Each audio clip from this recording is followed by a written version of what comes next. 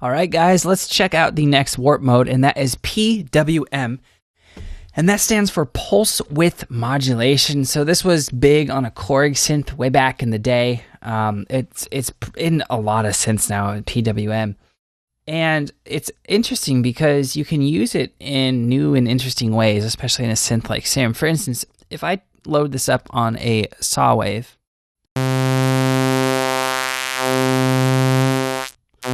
right? It's literally like making a pulse wave by changing the width of it's modulating the width of the waveform. And the reason I'm explaining it like that is if we go to the basic shapes, and if you guys are silent users, which probably many of you are, right here is a square wave, and then this is called a Q pulse or an H pulse in silent. One of these is either the H pulse or the Q pulse. This would be the H pulse because it's half, and this is a quarter.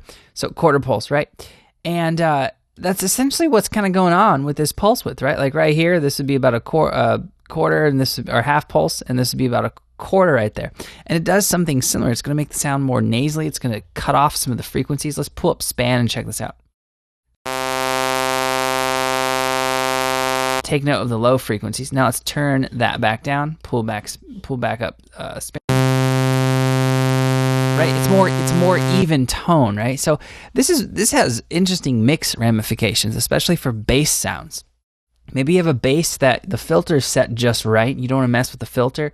You could use EQ, but you can also use pulse width modulation to get some of that out. Or maybe it's taking up too much space in the mix. You can also mess around with that on a pulse width modulation warp mode level, which is kind of interesting.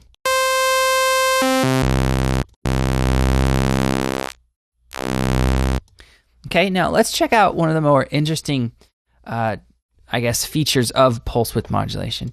So what I'm going to do here is I'm going to make a triangle wave, right, in an LFO. So let's go to the basic waveform just so I have a pattern to build off of. So this is a triangle wave. So I'm going to make something similar here. This is my middle line. This is my axis. So I have it go up to there, double click, create a couple more points, drag that down, and we'll start to drag that back up to the middle line.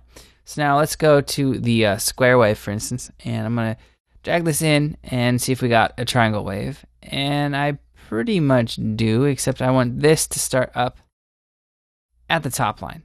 So let's try that again. All right, there's the triangle I just made, and there's the actual triangle. So now we have, I was just doing that to compare. Now we have a triangle waveform in the LFO. I'm going to turn this off of BPM. Let's change this to about 5 hertz.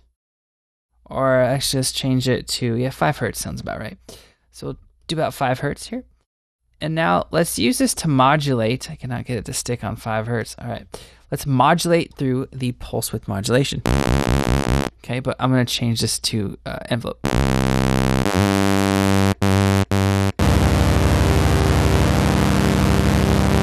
Okay, we can go back to trigger as well. I'm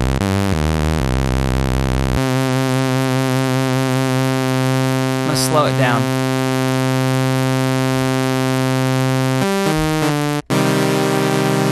Okay, it kind of sounds like a coursing effect, right? Like it's almost doubled. Okay, well this becomes incredibly pronounced if we do it with a square wave, and this is one of the most kind of common uses of pulse width modulation back in the day. So let's change our wave to a square wave, and let's check this out. So the effect is quite pronounced right now. So what I'm going to do is I'm going to drag down basically my shape that I created in the LFO. I'm going to drag it downwards so it's not as pronounced. So if this was the wavetable, it would look like this now. So let's check this out and see if it sounds a little bit better.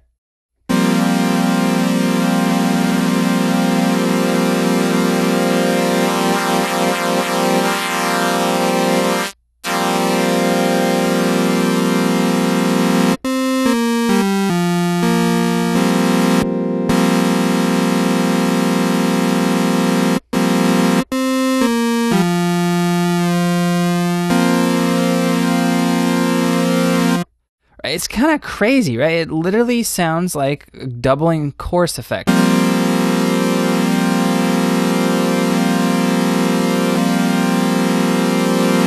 which is really cool because if you're doing like super squares, not super saws, but super squares, but you want to have kind of like a coursing / saw type sound or element to it, right? This sounds a lot more like it has a saw element to it. Right? So that's the first thing it does to my ears. It makes it sound a little bit more like a saw, but doesn't make it sound as typical as your average saw. And it thickens up your waveform, that's for sure. So that's one of the most common uses of pulse width modulation. Now, you could use this on everything from chord sounds to bass sounds to whatever the hell you want. So let's check it out on let's try it on this chord sound.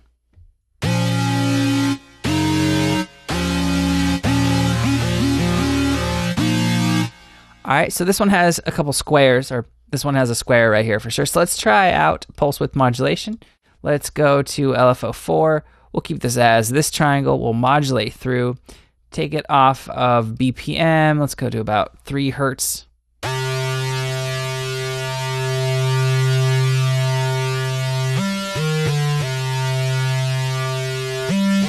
Let's do the same thing with oscillator 2 as well.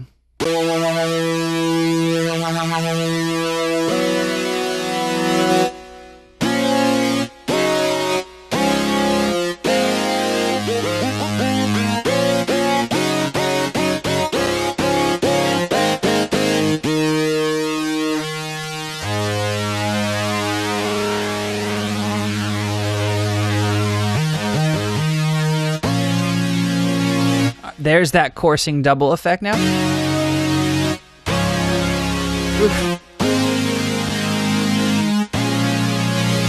Oh, I like that a lot. I'm over here making the dirty face. I'm like, I want to start making a beat. So that is pretty darn cool to me. Now, here's another thing you do is add delay. And if it's not synced, it won't give you time values like rhythmic values like quarter note, eighth note, that sort of stuff. But let's all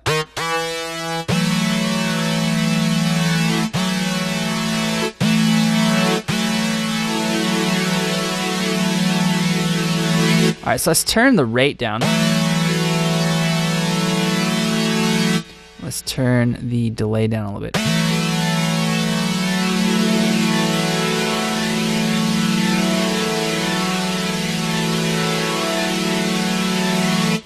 So what that's going to do is it's going to delay when it occurs.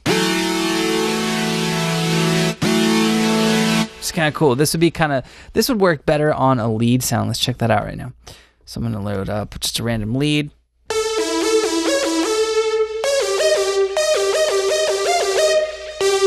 All right, so let's change. This is going to drastically change the sound. Let's bring it into the pulse width modulation world now.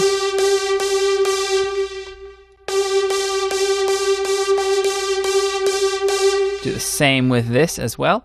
Change it to PWM. Let's take the BPM off. Right, it's kind of like a weird coursing effect again, and a little less pronounced because we don't have a square wave in here. But let's take the delay up real quick. So if I'm playing something like this.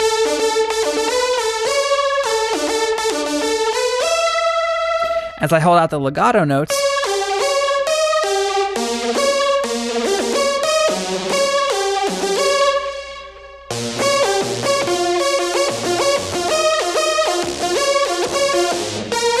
sorry about that, I really flubbed up those notes, but that's one of the coolest things. I love using that technique to kind of create some weird, like a weird coursey type stutter to your sounds. All right, guys, that sums up the pulse width modulation look. Next video, we'll be checking out the asim or asymmetrical. See you there.